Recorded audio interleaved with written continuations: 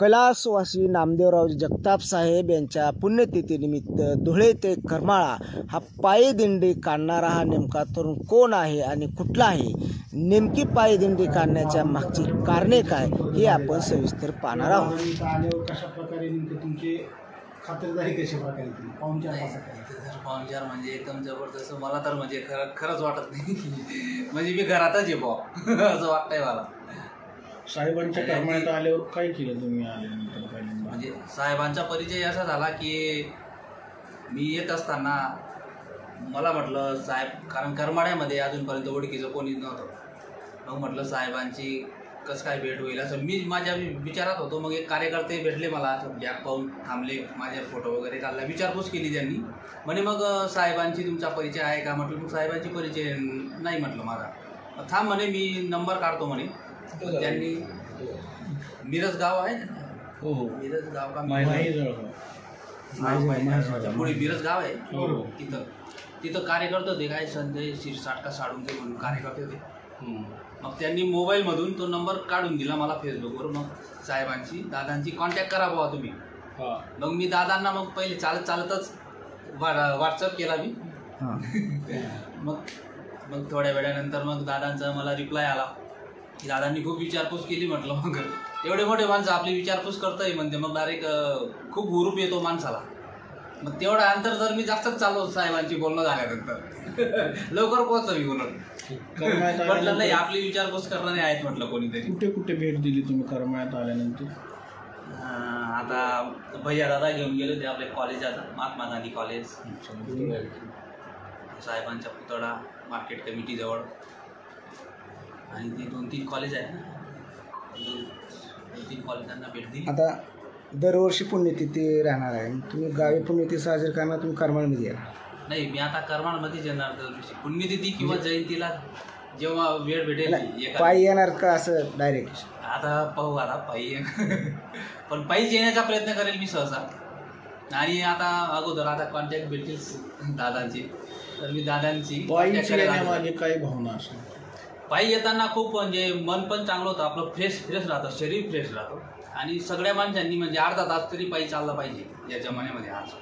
कारण सगळं हायब्रिड झालेलं आहे. शेतामध्ये पण युरियाचा मारा करून सगळं खत गेलं आहे. साहेबांचा जो सुरुवातीपासून जो कार्य बघितलं तर ते काँग्रेसच्या मुशीमध्ये वाढलेलं होतं. त्या अनुषंगाने आपल्या इथं काय राजकारणाचा किंवा काय कसं काय संबंध काय तुमचा काँग्रेसचे किंवा तुमच्या घराण्याचा काय संबंध? कुठल्या राजकीय पक्षाच्या विचार? आर्थिक घराणे म्हणजे सुरुवातीपासून काँग्रेसच आहे. तुम्ही काँग्रेस पक्षात सक्रिय वगैरे आहात का? तुमचे कार्यकर्ता म्हणून सक्रिय आहे, म्हणजे मीच सक्रिय. आमचे घरचे म्हणजे थोडे आहेत वैचारिक, आई वडील, पण सक्रिय मीच आहे काँग्रेसमध्ये आता तरी. माझं नाव हेमंत साहेबराव सूर्यवंशी, मुक्काम पोस्ट कापडणे, तालुका जिल्हा धुळे. काय आज करमाळ्यामध्ये देशभक्त श्री नामदेवराव जगताप यांच्या पुण्यतिथी धुळे ते करमाळा पायी पदयात्रा असं आपण तुमच्या बॅगेवर लिहून या ठिकाणी आलेला आहात. नेमकं खरंच धुळे ते करमाळा इथवर पायी पदयात्रा केलेली आहे? हो, खरं तर ते मला पण खरं वाटत नाही की मी पदयात्रा केली म्हणून. पण साहेबांचं जेव्हा मी वाचलं चरित्र आणि यूट्यूबवर व्हिडिओ पाहिले, चरित्र वाचलं, आणि आताचं वातावरण भारत पाकिस्तानचं युद्ध कधी होईल हे सांगता येत नाही. म्हणून देशभक्ती कशी करायची ते साहेबांसारखी करायची.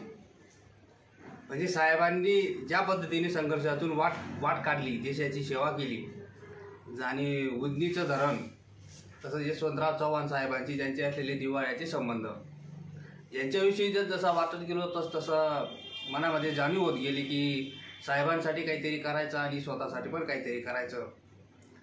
आणि मग शेती करता मला विचार आला की आपण एकदा पायी यात्रा काढू म्हटलं. मग मी 29 तारखेला निघालो, 29 मेला, आपलं 29 एप्रिलला. आणि मग आज 6 मे त्यांच्या पुण्यतिथीनिमित्त मी माझ्या गावापासून, कापडण्यापासून 29ला सकाळी निघालो. आणि पहिला मुक्काम मी आर्वीमध्ये केला. आर्वीमध्ये केल्यानंतर मग तिथल्या लोकांनी पण माझे इंटरव्ह्यू वगैरे घेतली. आणि काँग्रेसच्या कार्यकर्त्यांनी खूप सहकार्य केलं मला वेळोवेळी. आणि रस्त्याने येताना पण ही बॅग जेव्हा पाहायचे लोक तेव्हा फोटो काढायचे, सेल्फी काढायचे. आणि काही मदत लागेल, काही लागेल तर माझी जेवणा खाण्याची व्यवस्था, राहण्याची व्यवस्था सगळी मंडळी करून देत होती. हे साहेबांवरचं लोकांचं प्रेम आहे खरं म्हणजे. तुमचा पहिला परिचय साहेबांच्या कार्यकर्तृत्वाशी कशा निमित्तानं आला?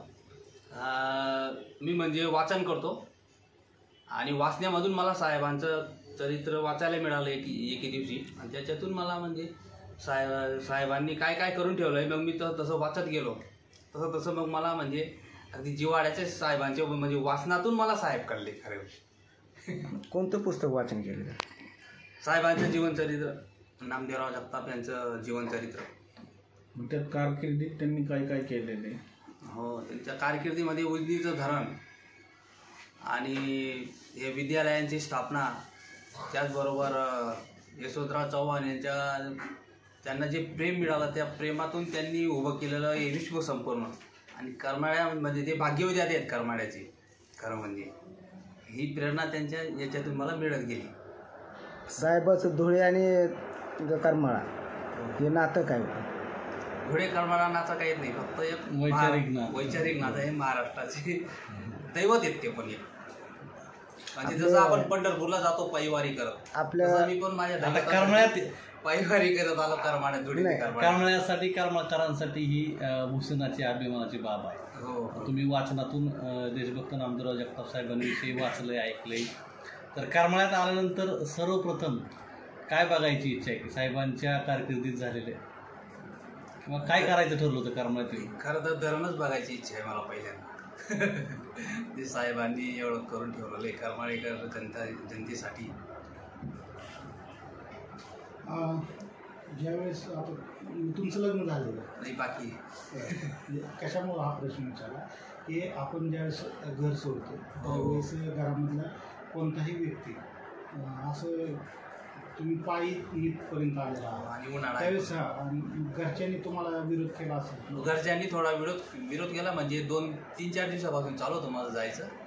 घरचे सांगत होते एवढा उन्हाळा आहे, ऊन टाळू दे, जाऊ दे. म्हटलं मग पुण्यतिथी नाही सापडणार म्हटलं, मग कारण तिथीनुसारच जायचं असतं कधी पण. आणि 6 मे पुण्यतिथी म्हटलं मी पोचायला पाहिजे म्हटलं वेळेवर. जगताप घराण्याशी आणि तुमचं काय म्हणजे असं कधी संबंध आलेत का? नाही, आजपर्यंत काही संबंध आले नाही, फक्त साहेबांचीच वैचारिक संबंध आला आहे.